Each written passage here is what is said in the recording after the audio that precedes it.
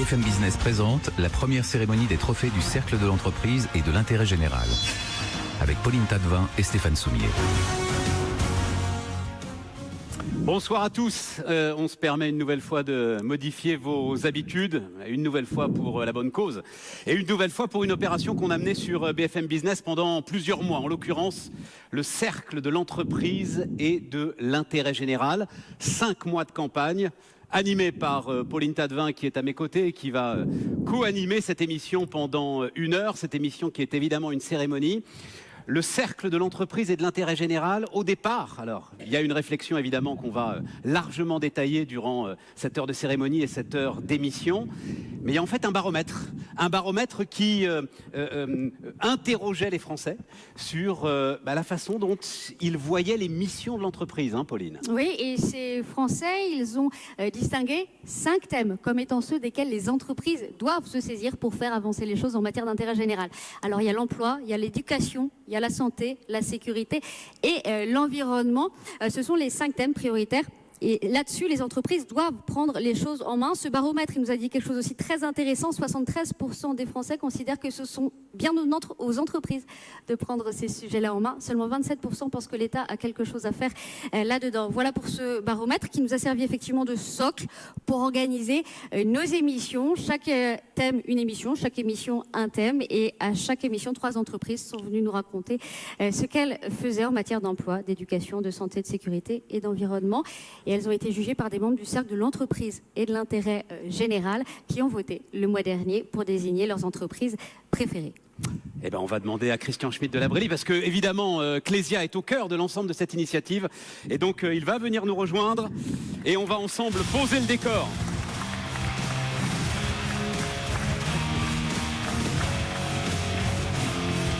Je vous en prie, Christian. Bonjour. Bonsoir Christian Schmitt de la Brélie. Bonsoir Pauline. Vous êtes à l'initiative de tout ça, hein, Christian. Oh là là, non, c'est une initiative collective. C'est une initiative collective, mais enfin il a fallu nous convaincre quand même. Parce que sur BFM Business, on a un peu tendance à penser que le rôle de l'entreprise, c'est d'abord de créer des richesses. Et puis après, libre à chacun finalement de faire ce qu'il veut de l'utilisation de ces richesses. Et vous pensez-vous qu'il faut aller beaucoup plus loin maintenant ? On vous a convaincu, Stéphane.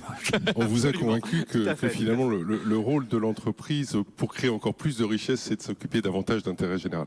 Je voulais tout d'abord remercier quand même à juste titre le président Bernasconi de nous accueillir ici dans cette maison. Et oui, parce qu'on l'a pas encore dit, nous sommes au Conseil économique, social et environnemental. Voilà, cette maison qui représente la société civile dans toutes ses composantes et c'est vraiment une belle idée d'accueillir cette cérémonie au CESE aujourd'hui.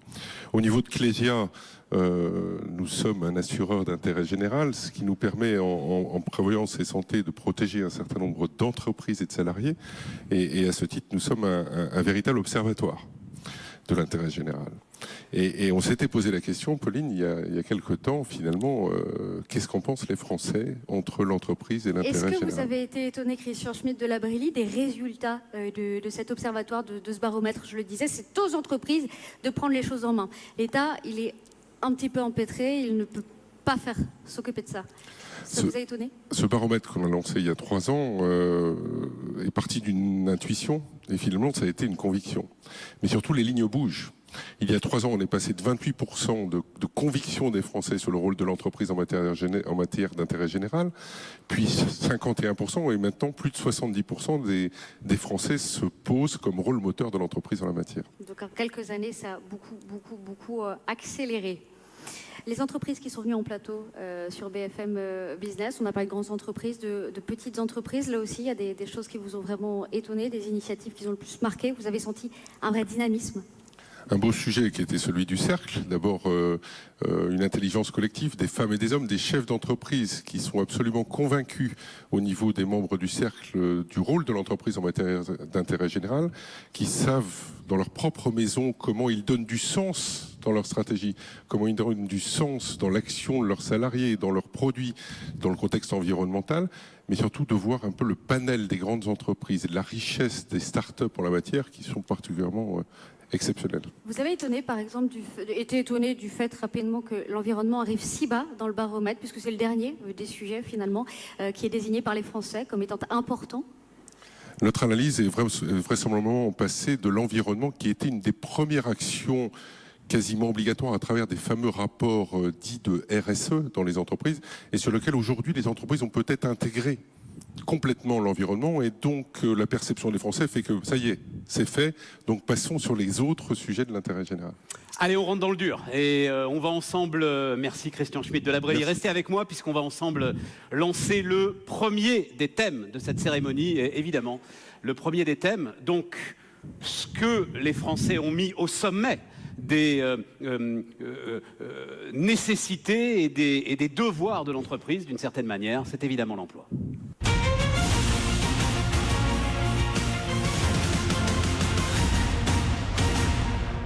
L'emploi, parce que 66% des Français dans ce baromètre Via Voice considèrent que l'entreprise doit prendre ce thème de l'emploi à bras-le-corps pour la lutte contre le chômage, bien évidemment, pour l'insertion professionnelle des jeunes et des personnes qui se sont éloignées de l'emploi. Donc c'est le thème numéro 1 aux yeux des Français.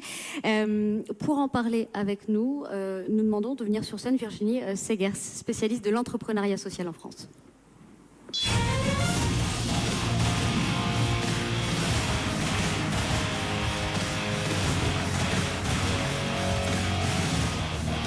Virginie Segers, quels sont les leviers qu'une entreprise doit utiliser, d'après vous, pour faire en sorte de prendre en charge cette idée de l'emploi, pour faire avancer les choses?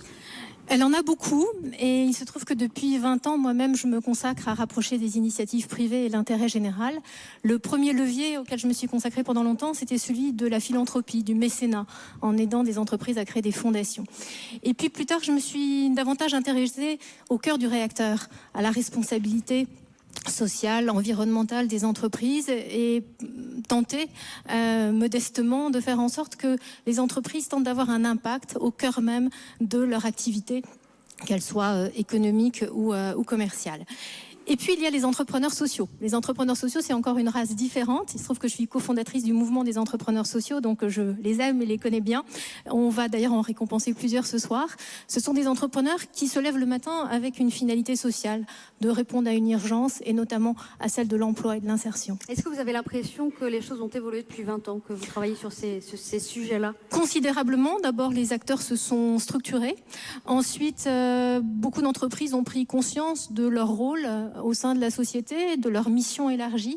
Et il se trouve que nous venons au sein de Profil de publier une étude internationale sur les entreprises à mission. Et je me rends compte que cette notion de mission, qui peut d'ailleurs aujourd'hui bien dépasser le cadre des labels et des certifications, pourrait peut-être conduire à imaginer des nouveaux statuts juridiques au service du bien commun. C'est une piste que vous lancez ce soir. 3 entreprises étaient en lice pour ce prix de l'emploi. Veolia, Pot Emploi, réseau des alumni, et Avencode. Virginie Segers, vous pouvez ouvrir l'enveloppe pour nous dire qui a remporté. C'est le moment fatidique. Je vais vous tenir le micro si vous voulez, parce que ça vous amène à faire des contorsions compliquées. Merci Stéphane, merci beaucoup. Alors dans la catégorie emploi, j'ai le grand plaisir d'annoncer que le lauréat est Avencode. On regarde tout de suite.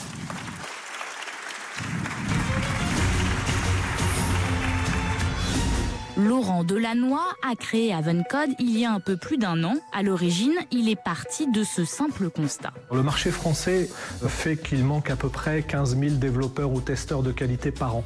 Donc on a une vraie pénurie de compétences. Dans sa start-up spécialisée dans la sous-traitance informatique, Laurent Delannoy s'est entouré essentiellement d'autistes Asperger, des personnes exceptionnellement intelligentes dans leur domaine qu'il appelle les Avencodeurs. Ce sont les Avengers du code. Donc un petit parallèle avec ces super-héros américains qui ont des grosses différences qui font qu'ils ne sont pas très à l'aise dans la vie de tous les jours et qui révèlent des super-pouvoirs dans certains contextes. Des super-pouvoirs, des qualités largement au-dessus de la moyenne quand il s'agit de travailler dans des domaines tels que le big data, le développement web ou mobile. Les grands avantages sont au niveau qualitatif. Le travail est fait toujours avec cette même rigueur, cette même concentration et ce même sérieux qui fait que nous avons des gains en termes de qualité qui sont assez surprenants. Mais pour les autistes Asperger, s'adapter aux conditions de travail d'une entreprise est une réelle difficulté. Isabelle est superviseure chez Avencode et elle a souvent du mal à trouver ses marques. C'est très difficile au niveau de l'ajustement. C'est comme si, je ne sais pas, un poisson dans l'air et un oiseau dans l'océan, ça va pas, quoi. Donc Avencode a donc dû créer un environnement adapté à ses collaborateurs. Pas question, par exemple, de les faire travailler dans un espace trop bruyant. Pour le moment, le pari est payant. Avencode a déjà su convaincre de nombreuses entreprises, comme Amadeus ou Thales. Et Laurent Delannoy va venir nous rejoindre sur scène tout de suite.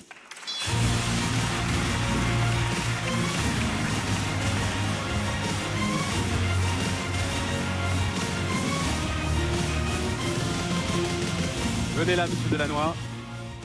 J'ai beaucoup aimé la notion de relativité du handicap et derrière que de cette notion de relativité du handicap vienne l'idée d'un environnement normal ou d'un environnement pas normal. J'ai l'impression que ces autistes disent finalement très très fort ce qu'on ressent tous, c'est-à-dire celle qui les assiste, là qui dit impossible de les faire travailler quoi dans un open space où il y a plein de bruit, où ça crie dans tous les sens. Nous non plus en fait finalement on n'arrive pas à y travailler et eux finalement expriment complètement ce que chacun d'entre nous peut ressentir. Voilà, c'est vraiment ce que j'avais en tête en voyant ce reportage et votre action. Il y a une chose très intéressante dans ce que vous dites, c'est que dans le système autistique, on s'y retrouve souvent, mais il ne faut pas oublier que nous sommes avec des personnes en situation de handicap. Ouais. Isabelle, que vous avez vue, qui est coach chez nous, est elle-même porteuse du syndrome d'Asperger. C'est d'ailleurs une des innovations, des challenges que nous nous sommes imposés, c'est de construire une équipe avec des personnes autistes coachées par une autiste elle-même, sachant que nous avons aussi pris soin de ne pas travailler exclusivement avec des personnes autistes. Nous avons aussi des personnes qui ne sont pas autistes, mais qui sont elles-mêmes des personnes en situation de handicap, afin de ne pas stigmatiser ce système de fonctionnement. Ouais. Donc quand on travaille ou qu'on côtoie des personnes autistes, des fois on se dit il y a des petites similitudes, mais il ne faut surtout pas oublier que c'est un handicap, que nous pouvons l'accepter même avec quelques contraintes ou quelques efforts. Pour eux, ça devient très vite des douleurs insurmontables par rapport à vivre dans des milieux non adaptés. Donc notre désir de monter un environnement de travail en prenant en compte les systèmes de fonctionnement des personnes autistes et des autres personnes qui ont des handicaps divers et variés a fait, comme vous le disiez, que nous avons à ce jour des résultats assez surprenants même pour nous-mêmes. L'autre élément alors qui m'intéresse beaucoup et qui est, alors pour moi en tout cas au cœur de l'ensemble de cette démarche, c'est qu'on comprend bien que vous vous mettez dans un endroit où vous allez être indispensable à la création de richesse, justement. C'est-à-dire que l'ensemble de ces hommes et de ces femmes que vous faites travailler, on en a besoin. L'entreprise en a besoin. Il ne s'agit certainement pas de charité gratuite.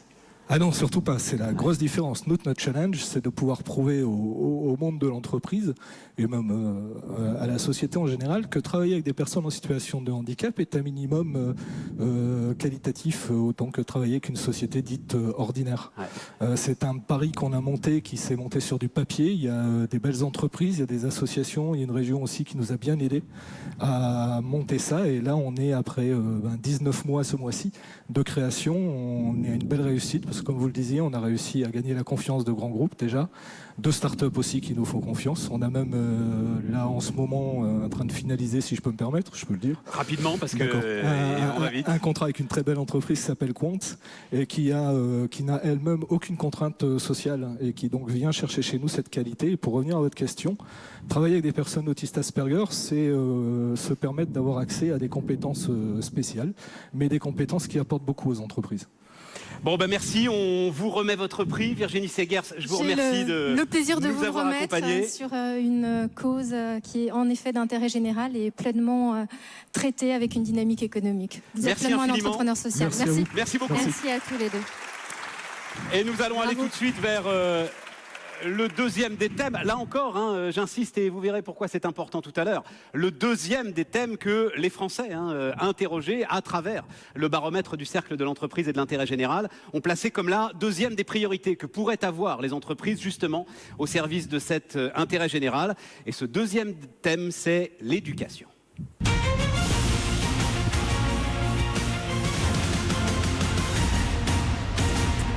Oui, l'éducation, parce que 42% des Français interrogés par Via Voice dans ce baromètre considèrent que l'éducation est le thème prioritaire dont les entreprises doivent se saisir pour faire avancer les choses. Alors autour de l'éducation, on est en plein dans l'actualité, parce que le gouvernement est en train de lancer ses réformes sur l'apprentissage et sur la formation professionnelle. Pardonnez-moi. Sous ce thème d'éducation, il y a justement les stages, l'alternance, l'apprentissage. On est en plein dedans. Et pour remettre ce prix, on reçoit sur scène Axel Daucher, le patron fondateur de MEC.org.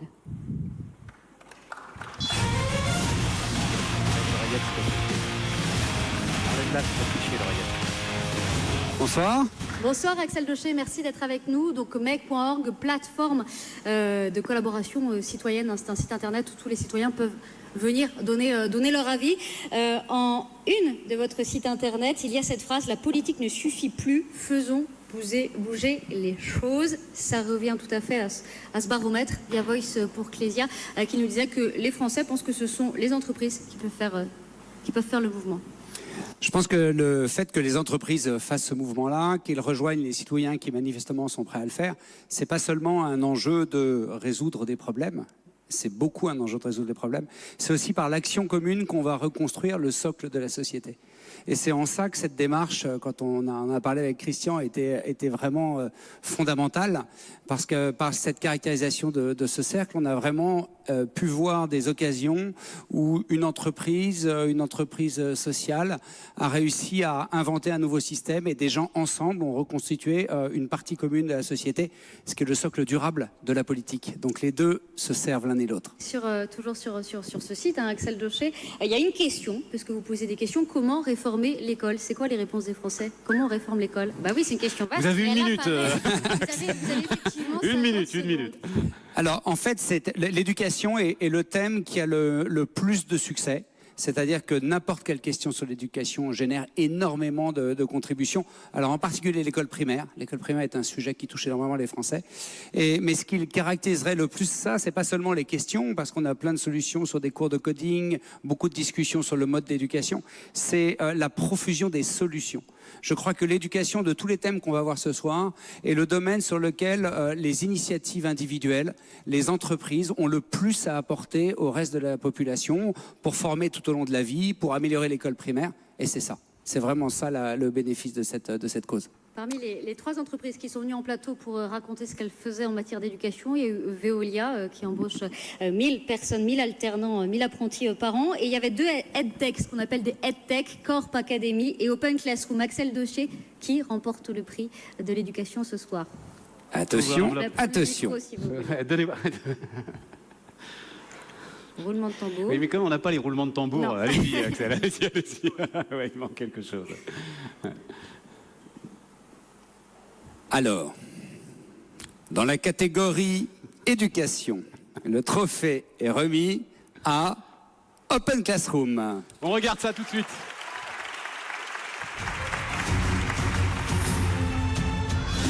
Une formation au métier du numérique, facile à assimiler, accessible en quelques clics, c'est la promesse d'Open Classroom. Mathieu Nebra en a eu l'idée quand il était adolescent. À l'époque, j'avais 13 ans et je cherchais à me former à la création de sites web, mais je ne trouvais pas de cours pour débutants qui me parlaient, qui soient accessibles. Donc faute de le trouver, j'ai commencé à créer un cours pour débutants accessible pour des amis à moi, qui en ont parlé à leurs amis, qui en ont parlé à leurs amis. Et très vite, Open Classroom a pris forme. En quelques années seulement, la start-up est devenue le leader européen de la formation en ligne. Aujourd'hui, elle compte près de 3 millions d'utilisateurs par mois et Mathieu Nebra en est convaincu, ce n'est qu'un début. On a des croissances certains mois à plus de 20% par rapport au mois précédent.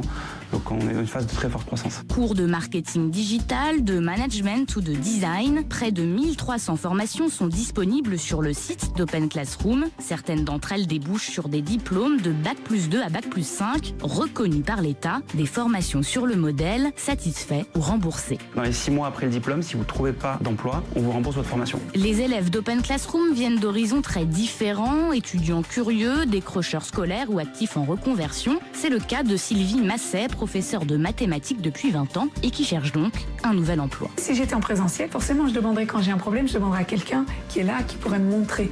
Là, eh bien, je suis obligée d'aller chercher par moi-même, je suis obligée d'apprendre à faire des choses que jamais j'aurais faites. Donc j'ai été bien au-delà de ma zone de confort, ça c'est évident. Ouvrir de nouveaux horizons, casser les codes de la formation, en d'autres mots, rendre l'éducation accessible à tous, c'est bien là le leitmotiv d'Open Classroom. Et Mathieu Nebra va venir nous rejoindre sur scène tout de suite.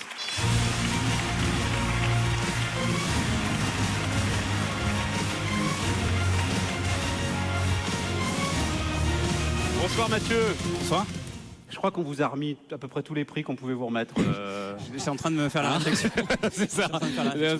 C'est-à-dire, voilà, maintenant on fait une cérémonie, il y aura forcément Open Classroom. Bah oui, il y aura forcément Open Classroom. Bon, ce que vous faites est extraordinaire, on l'a dit déjà 10 fois, Mathieu Nebra. Non, mais à un point tel que, je crois qu'on en a déjà parlé ensemble, je suis sidéré de ce que, par exemple, dans ce qui se joue aujourd'hui autour de l'université, de tous les systèmes APB, du tirage au sort, personne ne parle du digital. Vous êtes le plus grand amphi de France, bon Dieu. Enfin, normalement, la question de la place en fac ne devrait même plus se poser. Est-ce que c'est une réflexion que vous avez vous aussi ? On commence effectivement à se rendre compte qu'il y a une possibilité d'élargir les horizons et les murs des universités parce que la formation en ligne devient une réalité. Ce n'était pas le cas il y a quelques années, hein. C'est vraiment tout nouveau, c'est en très forte croissance. Et c'est un modèle qui est très différent d'éducation aussi, donc ça marche d'une façon que les gens ne connaissent pas encore. Donc il y a aussi pas mal d'évangélisation à faire pour leur montrer que c'est connu, c'est reconnu, c'est diplômant, les gens ont une entreprise à la fin, c'est garanti. C'est autant de choses qui sont tellement nouvelles que voilà, le fonctionnement, il faut qu'ils l'apprennent encore. Vous seriez aujourd'hui en capacité de prendre en charge de véritable formation universitaire ? Non seulement on serait capable, mais en plus on est en train de le mettre en place. Qualifiante ? Qualifiante, notamment des masters. Ouais, c'est ça. Absolument. Derrière, enfin, l'autre élément évidemment qui bluffe beaucoup, c'est pas satisfait ou remboursé, c'est embauché ou remboursé. Vous avez mis ça en place il y a combien de temps, Mathieu ? Ça va faire 6 mois peut-être à peu près. Et quel est le résultat Le résultat, c'est que personne n'est venu réclamer un remboursement déjà. C'est la bonne nouvelle. Ça touche absolument toutes vos formations, ça concerne absolument toutes vos formations. Toutes nos formations, 100% de nos formations. À partir du moment où vous êtes diplômé, si vous ne trouvez pas d'emploi dans les 6 mois, on vous rembourse votre formation. Exactement. Et grâce à un mécanisme d'accompagnement avec les mentors notamment qui font ça à distance, on vous aide aussi à préparer vos entretiens d'embauche, à préparer votre CV, ce qui permet de garantir l'employabilité. Est-ce que Open Classroom, alors qui évidemment triomphe en France, a des ambitions à l'international aujourd'hui, Mathieu ? Alors effectivement, on a commencé à s'étendre à l'international. On a des étudiants maintenant dans 120 pays. On a passé des étapes importantes. Donc on est en bonne croissance internationale. On est vraiment très heureux de ce qui est en train de se passer. On a des étudiants vraiment dans tous les pays, au Japon, en Turquie, Oman, États-Unis, Royaume-Uni, Espagne. Enfin bref, c'est étonnant, mais dès le moment où on met des formations en ligne, on découvre des gens dans tous les pays et on se rend compte qu'on peut avoir un impact global. Bon, à un moment, il va falloir arrêter de le rappeler parce que ça va devenir idiot, mais vous aviez 16 ans quand vous avez lancé toute cette aventure. Hein, 13-14 ans même, ouais. Oui, c'est une longue histoire. Ça fait 18 ans que ça existe, à la base pour aider des amis qui voulaient apprendre à créer des sites web. Et au fil du temps, voilà, c'est devenu un projet professionnel, c'est devenu une entreprise qui aujourd'hui représente quasiment 100 personnes, dont des gens qui sont venus aujourd'hui ce soir. Et voilà, et ça, c'est en train de se développer à vitesse grand V et je suis vraiment très heureux de tout ce qui se passe. Et nous, on en est très fiers. Axel Daucher, un mot, vous remettez le prix à Mathieu Nebra. Moi, je suis époustouflé par ce que tu as fait. Vraiment époustouflé. Et ce que tu n'as pas dit, qu'on pourrait rajouter, c'est qu'ils ont ouvert pas une option, en tout cas un canal qui permet aussi de réinsérer des gens qui sont en dehors complètement de tout système. C'est vraiment remarquable. Bravo. Merci infiniment. Merci. Mathieu Nebra, Open Classroom. Bravo. Merci beaucoup. Merci. L'emploi, l'éducation, quel est le troisième des thèmes que les Français ont mis à la une de ce que pourraient être les préoccupations des entreprises si elles voulaient se lancer à corps perdu dans le service de l'intérêt général ? Eh bien, le troisième des thèmes, c'est la santé.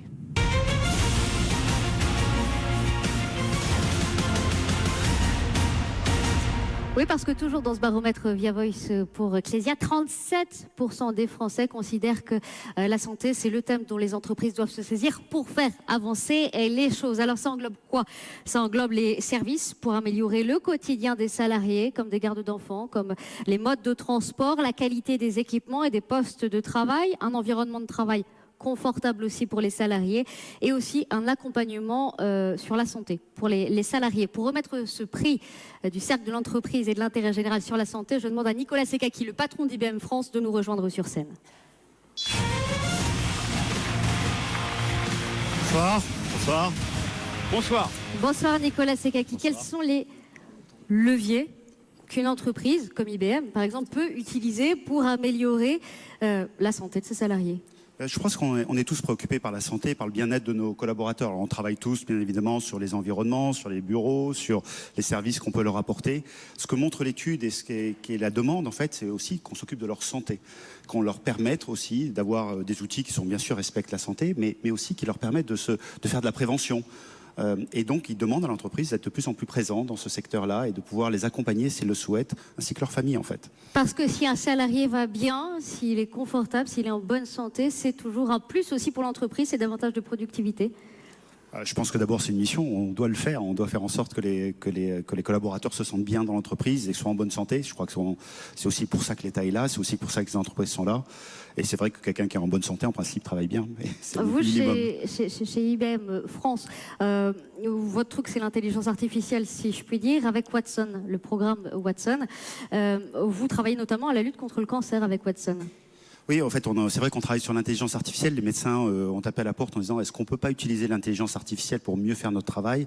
On travaille plus aujourd'hui sur le traitement du cancer, donc aider les médecins à trouver le bon traitement. Et ce qui est intéressant au-delà de ce que l'on fait, c'est aussi le ressenti des collaborateurs d'IBM, parce qu'en fait, ça donne un sens à la vie. Et je crois que aussi ce qu'on recherche, c'est un sens à ce que l'on fait, à notre existence. Et donc c'est aussi beaucoup de fierté pour les collaborateurs, ceux qui y travaillent et ceux aussi qui y contribuent.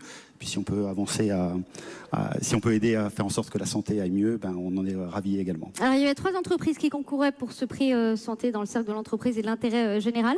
Il y avait L'Oréal France qui a mis en place un programme international qui s'appelle Share and Care. Il y avait Padoa qui propose une nouvelle politique de santé au travail, et MyBrain Technologies, qui a inventé un casque pour lutter contre le stress. Nicolas Sekaki, qui a remporté ce prix pour la santé? Alors, je vais ouvrir l'enveloppe.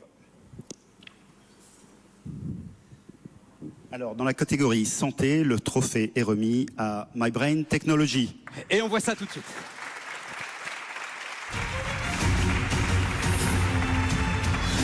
Insomnie, hypertension, humeur dégradée, les facteurs de risque associés au stress sont multiples.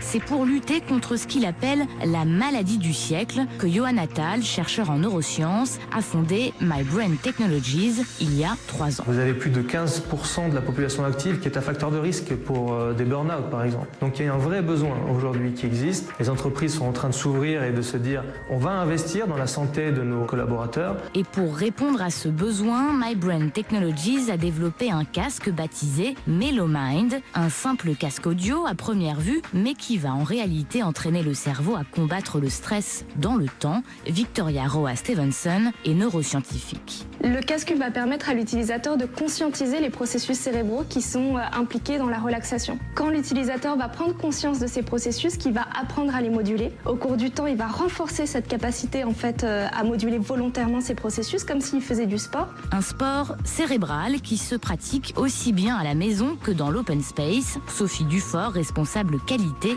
de MyBrain Technologies. J'ai un peu l'impression d'être dans ma bulle pendant la séance et aussi d'être accompagnée grâce à la musique qui nous dit justement si on est ou pas relaxé. DRH, chef d'entreprise ou salarié, MyBrain Technologies compte bien convaincre de nombreuses entreprises et ne veut surtout pas s'arrêter là. La technologie développée par Johan Attal et ses équipes devrait un jour permettre d'entraîner le cerveau à développer sa mémoire ou encore à mieux se concentrer. Et c'est Johan Attal qui va venir nous rejoindre sur scène tout de suite.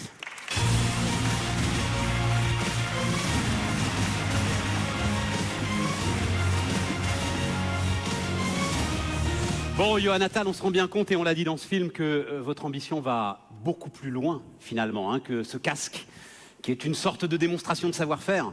Mais derrière, c'est bien l'intégralité de notre cerveau que vous voulez arriver à mesurer. Les fonctions du cerveau sont complexes, infinies, et son potentiel... Collez votre micro au menton, voilà. Son potentiel est infini, donc tout ce qu'on peut faire pour améliorer la santé mentale est plus loin. Tout ce qu'on va pouvoir faire pour aider les gens à aller plus loin dans leur fonction cérébrale, c'est une des missions de MyBrain. Mais mesurer finalement l'activité de ce cerveau, déjà en soi, c'est quelque chose de très important. Et déjà, j'ai l'impression que vous pouvez, ou que vous cherchez à établir ce qui pourrait être des standards mondiaux finalement de mesure de cette activité cérébrale. Alors, exactement. L'activité cérébrale est quelque chose de très complexe et on a développé une technologie qui permet de mesurer cette activité cérébrale qui est l'image, qui est le chef d'orchestre de tout ce qui se passe dans notre corps, qui vit avec notre corps. Et bien sûr, on va aller plus loin, on va essayer de partir de ce qui est la recherche standard qui a déjà été très loin et qui est très mature Et c'est ce qu'on a à l'intérieur de notre équipe qui est pluridisciplinaire, avec des chercheurs, des ingénieurs, des gens qui font du business. Ouais. Et ces chercheurs-là font leur propre recherche et partent de la recherche qui existe dans la science aujourd'hui sur les neurosciences cognitives et qui vont permettre, grâce à l'apport au grand public maintenant, donc notamment via la santé en entreprise, d'aller beaucoup plus loin et de proposer des standards qui vont être à une échelle plus importante, ce que la recherche fait aujourd'hui dans les laboratoires à des petits échantillons. Et si on reprend juste d'un mot ce casque, vous dites que ça n'est pas un outil passif. Qu'est-ce que ça veut dire? Tout à fait. Alors je précise juste, ce n'est pas que le casque. En fait, le casque travaille avec une application. Ouais, donc en réalité, le casque ne fait que mesurer l'activité cérébrale et l'application va calculer en temps réel ce qui se passe dans la tête de la personne et l'aider à se relaxer. Ouais. Donc clairement, c'est un outil qui est proactif où la personne va prendre conscience de son niveau de relaxation pour pouvoir l'améliorer. Si je vous demande de vous relaxer, vous savez le faire. Par contre, pour pouvoir vous entraîner à le faire, il vous faut Melomind. Merci infiniment. On va vous remettre votre prix. Bravo. Merci. Donc Merci beaucoup. Merci. Malheureusement, le temps tourne très vite et nous avons encore énormément de choses à vous dire au cours de cette cérémonie. Il faut filer vers... Alors, je vais être très franc avec vous. Si on le met 4e, c'est une simple question d'organisation. Ben oui, voilà, ça arrive. Mais en fait, c'est le dernier des thèmes que les Français avaient mis comme les exigences, ou du moins ce qu'ils attendent des entreprises quand elles parlent d'intérêt général. Et je trouve que le fait que ce soit le dernier thème est quand même très intéressant, puisqu'on va parler de l'environnement.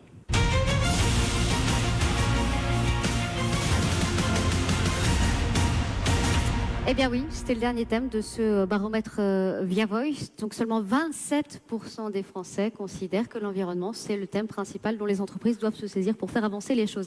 Alors, ils parlent de quoi les Français quand ils parlent d'environnement? Ils parlent de sensibilisation aux éco-gestes, ils parlent d'une incitation à prendre des transports durables, ils parlent aussi de la restauration ou encore des circuits de distribution. Pour remettre ce prix, je demande à Christelle Spiri, directrice du développement économique durable chez Économie d'énergie, de venir avec nous.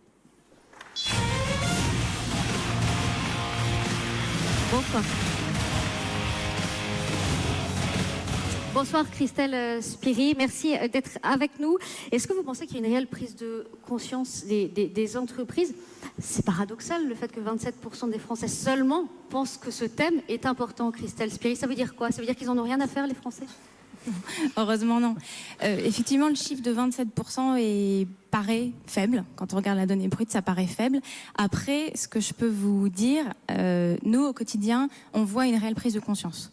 Ma société Économie d'énergie, notre cœur de métier, c'est de promouvoir et d'accompagner les travaux de rénovation et d'optimisation énergétique. Donc, on est vraiment dans le thème de l'efficacité énergétique et donc on est en plein dans la thématique. Est-ce que environnementale. Globalement, les entreprises, vous pensez, ont changé de logiciel? Ah, complètement. Les entreprises ont changé, la thématique, les particuliers ont changé. On a 2 fois plus de visiteurs, 2 fois plus de personnes mobilisées qui font des travaux de rénovation qu'il y a 5 ans. Enfin, clairement, il y a une prise de conscience phénoménale et une montée en puissance. Vous avez écrit un livre qui s'appelle « Chez moi, j'économise l'énergie ». En entreprise, ça se passe comment?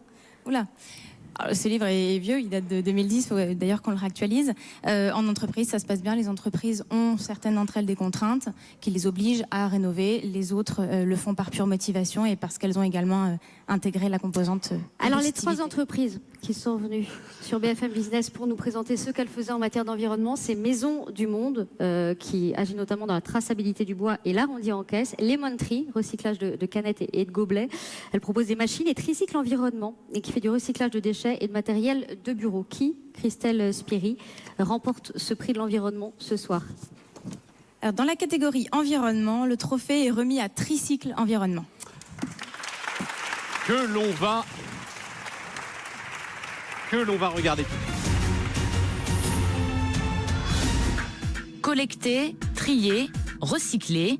Depuis 2009, le métier de tricycle, c'est de débarrasser les entreprises de leurs déchets, papier, piles, matériel informatique, parfois même des sites entiers.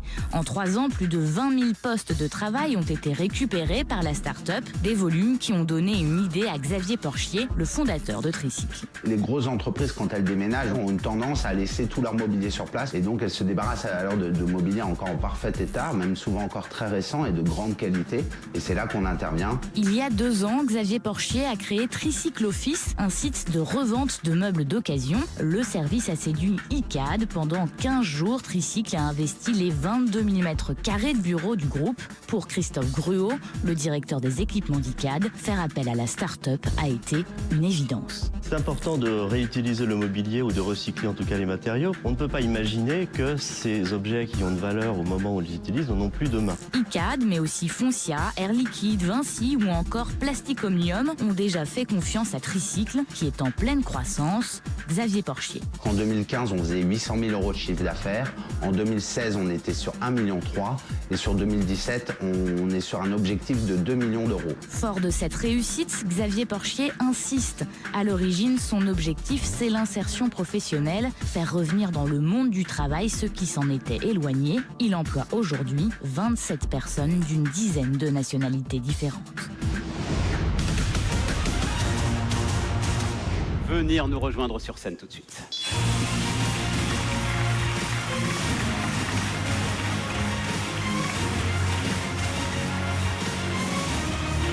Venez là, venez là, venez là.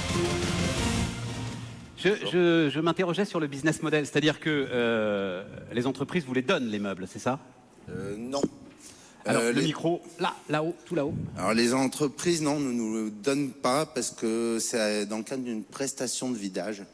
Donc, on les facture pour avoir ce mobilier. D'accord. Et vous, ensuite, vous les revendez? Voilà, exactement. Ouais, c'est ça. Avec quand même, on l'a vu, mais on l'a vu très vite, il y a quand même un gros boulot pour les rendre comme neufs, l'ensemble de ces meubles. C'est ça que vous essayez de faire? Alors oui, il y a un boulot de remise en état, mais il y a surtout un gros boulot de stockage, de manutention, de logistique. Et quand vous récupérez ces meubles, oui c'est ça, stockage, parce que vous n'êtes pas du tout sûr à un moment que vous aurez un client et que vous aurez une destination pour les abriter à nouveau et pour en faire à nouveau. C'est pas un métier sur lequel on peut travailler en flux tendu, c'est évident. C'est ça. Donc on doit le stocker, il y a des frais de stockage importants. Et surtout, on le revend 20-25% du prix neuf. Donc, on ne peut pas le racheter. On le rachète à travers notre prestation de vidage. Ouais. Donc, il y a une déduction de la prestation, dans la prestation. Mais on ne le rachète pas, on ne donne pas d'argent directement. C'est très, très rare. Comment est-ce que vous regardez effectivement ce fait que les Français, finalement, ont mis ça en dernier, comme ça, dans l'ensemble des exigences et de ce qu'ils attendent des entreprises? C'est que, pour vous, ils considèrent que c'est acquis, finalement, que c'est plus la peine d'en faire une priorité? Ou c'est quelque chose qui est au sommet des entreprises, mais qui est peut-être pas encore redescendu en bas, où on considère que c'est peut-être notre activité quotidienne, mais pas forcément celle des entreprises? Je me suis demandé si c'était pas juste Donald Trump qui avait voté au sondage. Je suis étonné, je pense que c'est un sujet important. Après, là, c'est sur des prestations ponctuelles, les grosses entreprises ont du mal à regarder, à être regardants sur ce sujet. Ouais. C'est peut-être oui, c'est peut-être moins dans le quotidien, mais c'est dommage et c'est peut-être un peu trop actif. Et puis de toute façon, ça ne vous empêche pas d'avancer, c'est-à-dire que votre aventure est une vraie pure aventure d'entrepreneur. Oui. Vous commencez avec un métier, vous sortez avec un autre métier, vous avez pivoté, enfin voilà, c'est une aventure formidable et finalement, cette question a assez peu d'importance pour vous. Hein. Bah oui. Bah voilà, c'est parfait. Non, elle est importante. Non, mais en tout cas, bravo pour ce modèle économique que vous avez totalement inventé. C'est bien ça qu'il faut mettre en avant ce matin. On vous remet votre prix. Merci beaucoup. Merci beaucoup. Bravo, merci. Merci Xavier infiniment. Porchier. Bon, on va se diriger vers un moment un petit peu particulier dans cette cérémonie. Une séquence spéciale. On va demander à Alexandre Mars, qui a fait fortune aux États-Unis, qui a décidé de tout arrêter pour créer sa fondation, de venir avec nous sur scène pour nous raconter un petit peu ce qu'il fait. Il est au cœur de l'intérêt général.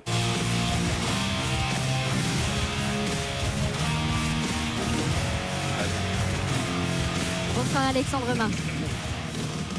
Merci d'être avec nous. Vous courez partout, dans l'Europe, mais dans le monde entier. Je le disais, vous avez fait fortune dans le marketing mobile. À 40 ans, vous avez décidé de tout arrêter, de créer une fondation et de vous consacrer donc à la jeunesse, à l'enfance. Aujourd'hui, vous parcourez le monde pour trouver des associations qui valent le coup.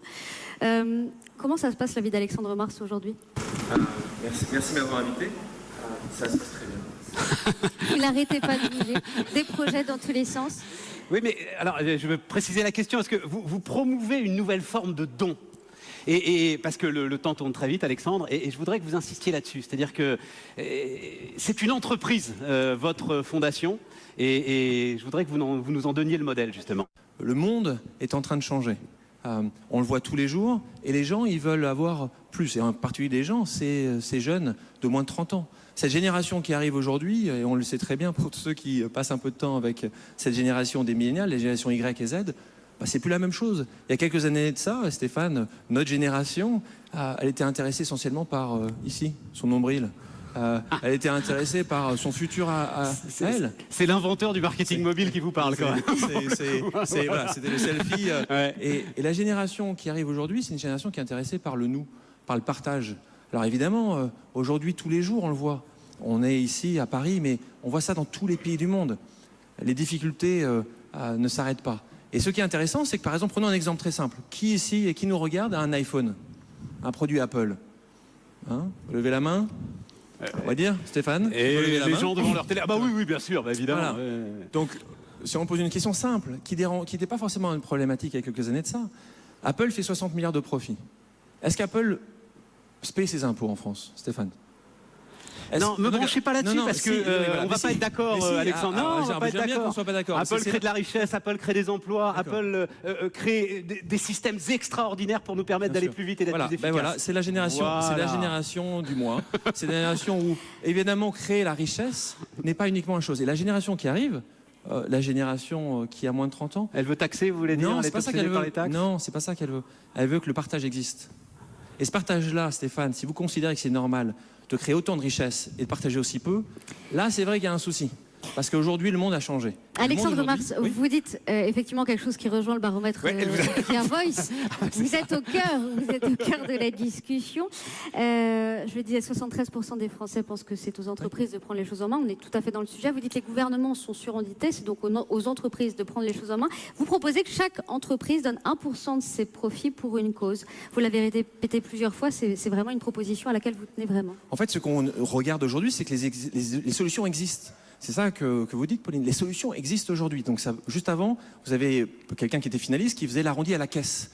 Ce qu'on considère, c'est que le don doit être partout. Donc il doit être dans les entreprises, Apple ou pas, mais ça doit être aussi les salariés qui puissent donner ce qu'ils veulent à la fin. Quand on reçoit tous une feuille de salaire, c'est jamais 0,0 à la fin. C'est toujours 23 cents, 65 cents. Donc donner, abondé par l'entreprise, évidemment à chaque fois. Mais ça, c'est quelque chose qui permet des petites sommes. Mais on sait très bien, toutes les organisations, tous les entrepreneurs sociaux qui sont dans la salle, qui sont extraordinaires, qui travaillent tous les jours pour le bien social, bah évidemment qu'ils ont besoin de financement. Et quand on est à la caisse, c'est la même chose. Vous et moi, Stéphane, quand on va aller dîner ce soir ensemble, si on arrive à se parler encore, quand je vous inviterai peut-être, et quand ça me coûtera 65,23 €, je devrais avoir la capacité. Mais évidemment, Alexandre. Pour les entrepreneurs, c'est assez intéressant parce qu'on a plein d'entrepreneurs qui nous rejoignent en disant « Mais moi aussi, j'ai envie de faire partie de ce mouvement EPIC. Moi aussi, j'ai envie de donner un petit peu, mais je ne vais pas encore EPIC, c'est votre fondation. Voilà, moi aussi, j'ai envie d'en faire partie. Mais j'ai des titres, j'ai pas encore d'argent. » On le dit « Mais fais la promesse de tes titres. Tu gères, donne-nous 1%. Le jour où tu seras racheté par le IBM, par le Facebook ou par le Apple que tu aimes autant que ça, ben cet argent-là ira au bien social. Le don doit être partout. C'est pour ça que ce que nous disons chez EPIC, c'est que le don doit devenir la norme. Elle a toujours été la norme pendant des siècles et des siècles. Quelles soient les religions, elle était au cœur de la religion. Les gens qui sont là doivent aider les gens qui sont ici. C'est totalement normal. On l'a oublié un peu trop souvent. La génération qui arrive, la deuxième question, la troisième question dans les entretiens d'embauche chez IBM, chez Apple, chez L'Oréal, c'est plus est-ce que j'ai une voiture de fonction, c'est plus si mon bureau donne sur la rue ou sur le jardin, qui était ce qu'on disait, Stéphane, à l'époque. La génération d'aujourd'hui, elle dit quoi? Elle dit c'est quoi le sens? C'est quoi l'action que vous allez avoir? Si vous ne répondez pas à cette question, ils viennent plus. Pourquoi? Parce qu'ils veulent tous soit être entrepreneurs, soit travailler dans le social. C'est la génération d'aujourd'hui. Mais avec un Apple quand même. Mais vous savez, on va se réconcilier. On est au bout et on va se réconcilier parce que et réconcilier finalement tout ce qu'on fait ici. Moi, je veux bien vous donner à vous, Alexandre. J'aurais une méfiance terrible à donner à l'État. Je pense que Apple, Tim Cook, l'ensemble de ceux qui sont au cœur de cette entreprise formidable veulent bien vous donner à vous. Savoir ce que l'État va faire de mes taxes, ça c'est un autre problème. Voilà. Oui, votre efficacité, je n'en doute pas. Non mais c'est un très bon point. Ce qu'on dit que le don, pour qu'il fonctionne et qu'il devienne la norme, il faut qu'il soit sans douleur. On pense qu'il faut que ça soit, il faut qu'il soit optionnel. Et c'est là où tu as parfaitement raison. Il faut que je sache où il va. Il faut qu'il soit bien donné. Voilà. C'est la difficulté que nous pouvons tous avoir dans le don, c'est comme nous ne savons pas, nous préférons pas faire. Pourquoi donner un peu de ce qu'on a quand on n'a pas grand-chose ou quand on a beaucoup, alors qu'on ne sait même pas s'il est bien utilisé? Le monde est en train de changer. Pourquoi? Parce que les entrepreneurs sociaux qu'on a vus ce soir sont exceptionnels. exceptionnels. Mais justement, il va falloir continuer à leur donner la parole. Donc, continuons, donnons et surtout partageons. Et succès, évidemment, que les gens vont avoir le succès, vont être heureux. Et partageons ce succès. Merci Alexandre. beaucoup, Alexandre Mars. Merci. Merci. Bah oui, parce qu'il faut bien continuer cette cérémonie et continuer donc avec... alors c'était non pas la dernière des priorités, hein, vous l'avez bien compris que les Français donnaient aux entreprises en termes d'intérêt général, mais la quatrième, et c'est la sécurité.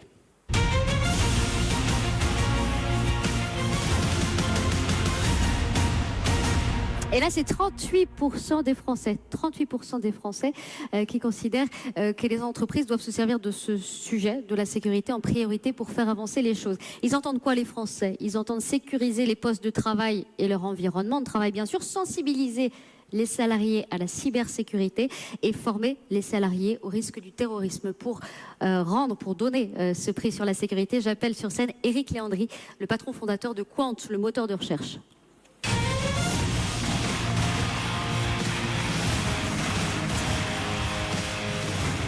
Ah, la belle aventure. Léandri, merci d'être avec nous. Donc, ce soir, moteur de recherche français, je le disais, c'est tout à fait d'actualité également avec ces virus dont on a beaucoup parlé ces derniers temps. Petya, WannaCry, un virus contre le cabinet de Deloitte il y a quelques jours, virus qui a touché le système Wi-Fi. Et un mois européen de la cybersécurité. On est en plein dedans, il y a encore beaucoup de boulot, Éric Léandri. Oui, il y a énormément de boulot, il y a énormément de prise de conscience pour les entreprises, pour les petites, pour les moyennes, pour les grandes. Il y a des nouvelles idées, c'est ça qui est génial aujourd'hui, avec des gens qui sont en train de créer des boîtes comme Bounty Factory, comme d'autres qui sont ici pour sécuriser avec des hackers. Les hackers qui hier on utilise les hackers pour trouver des solutions et pour sécuriser. Exactement. Hier, ils faisaient peur. Aujourd'hui, en fait, c'est sûrement des solutions. Et en fait, avoir confiance dans les gens qui connaissent la cybersécurité, avoir confiance dans les gens de la sécurité, avoir aussi confiance dans les outils qui sont proposés par certaines entreprises. Bah, c'est une façon aussi d'avoir envie de retourner sur Internet, d'avoir confiance dans l'Internet, et avec de l'éthique et de la sécurité. Internet, c'est fabuleux. Vous avez lancé un fonds pour la sécurité des données et la vie privée sur Internet, un fonds qui est doté de 210 000 € au final, c'est ce que vous attendez. Et là aussi, vous travaillez avec des pirates. Oui, des pirates, des responsables de la sécurité. Alors, ils sont plutôt white que des corsaires, on va dire. Des corsaires, c'est pas mal. C'était les pirates du roi. Voilà. C'est pas mal. En plus, la plupart sont normands, en tout cas dans mes équipes à moi. Et à première vue, c'est de là que partaient les corsaires de l'époque. Mais en l'occurrence, ce fonds... Vous mettez Saint-Malo en Normandie, on va avoir des problèmes quand même. Mais enfin bon, je vous laisse ces commentaires. Écoutez, vous avez raison. Il n'empêche que aujourd'hui, en tout cas sur la sécurité et la cybersécurité, ce petit fonds, petit par la taille, mais en réalité, ça permet de trouver énormément de failles de sécurité. Et ces failles de sécurité sont patchables, c'est-à-dire vous allez pouvoir tous les corriger. Donc le petit fonds dont on est en train de parler, qui permet de distribuer pas mal d'argent, qui permet de récompenser les gens qui trouvent des failles de sécurité, va en fait permettre de sécuriser des milliers de sites avec la même faille qui est souvent la même utilisée par chacun d'entre vous. Et un maximum d'entreprises. Les trois qui sont venus sur le plateau de BFM Business pour raconter ce qu'elles faisaient en matière de sécurité, c'est Walix qui sécurise surtout les comptes privilèges, Idexi qui sécurise essentiellement les boîtes mail, et Guénel Rouillac, directeur cybersécurité chez Huawei France, est venu aussi nous raconter ce qu'il faisait, quel était son métier. Éric Léandri, vous allez nous dire qui remporte ce trophée du cercle de l'entreprise et de l'intérêt général. Pendant que vous ouvrez l'enveloppe, je vais faire la pub de Quant. Où est-ce qu'est la caméra là, voilà, pour dire quand même, oui, on va faire un petit acte patriotique quand même. Hein. Quant, c'est le moteur de recherche qui jamais n'utilisera vos données personnelles. Voilà. Et ça aussi, c'est peut-être une notion de sécurité quand même, hein, une notion de sécurité personnelle sur laquelle vous insistez très régulièrement. Bon voilà, alors le vainqueur. Merci. Alors le vainqueur dans la catégorie sécurité, évidemment la catégorie la plus marrante de la soirée, c'est Walix. On voit ça tout de suite.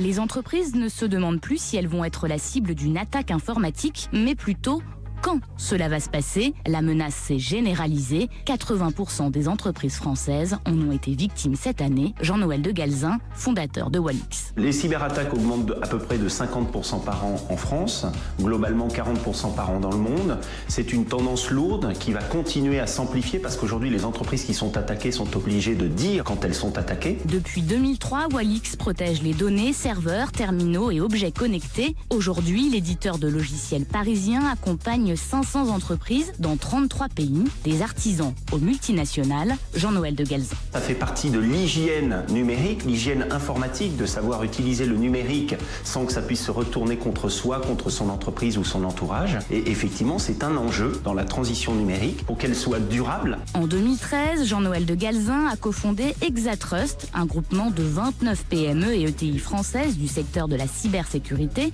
Elle milite pour la traçabilité et la sécurisation des accès aux systèmes d'information des entreprises. Mais face aux nouveaux enjeux, le secteur cherche toujours plus de spécialistes. Il manque 1 800 000 personnes dans le monde en cybersécurité, de spécialistes de cybersécurité ou de gens qui connaissent la cybersécurité. Alors autant vous dire que si l'année prochaine on met le numérique et la cybersécurité au programme dans nos écoles, il va nous falloir beaucoup de générations pour pouvoir combler ce vide. C'est l'un des sujets qui agite le secteur en ce moment. Si rien n'est fait, en 2021, il manquera en Europe 3 millions de spécialistes en cybersécurité.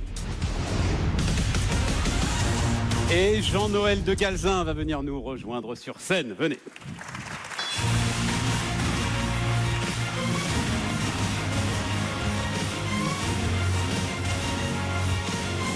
Alors, le monde est formidable. Je ne sais pas si la caméra là peut aller attraper. Bougez pas trop, Jean-Noël, parce qu'il va falloir qu'ils aillent attraper le petit pins qu'il a là. Voilà.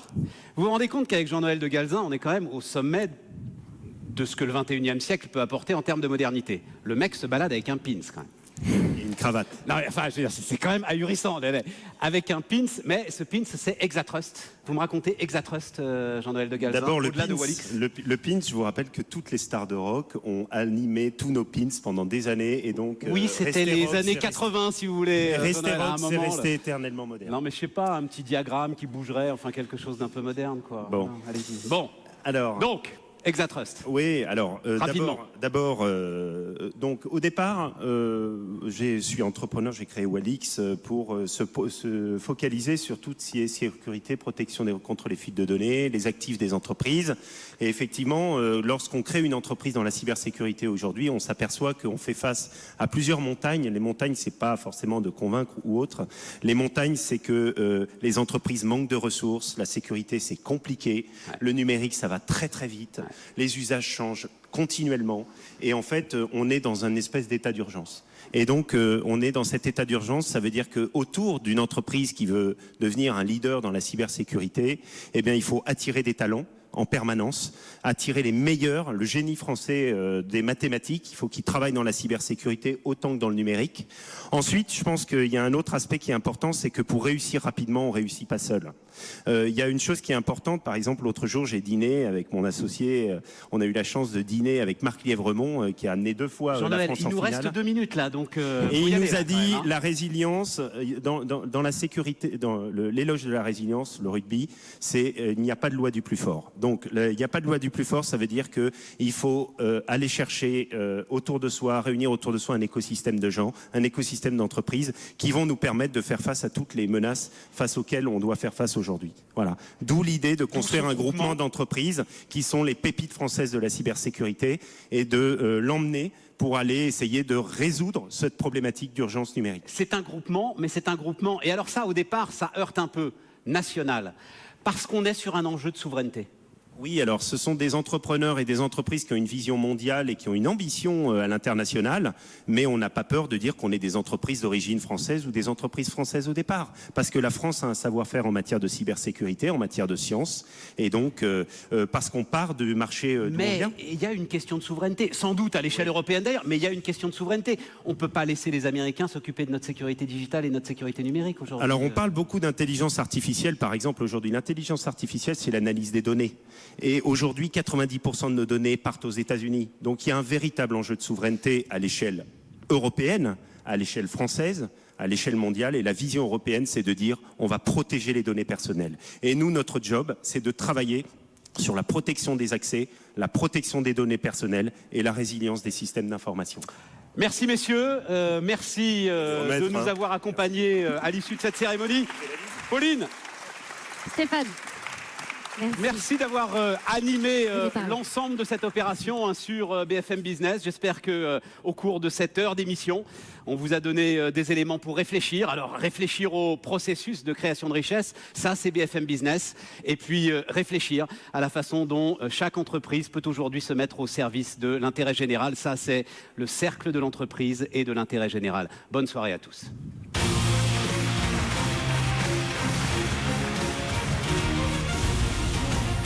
BFM Business, le cercle de l'entreprise et de l'intérêt général. Les entreprises ensemble pour le bien commun.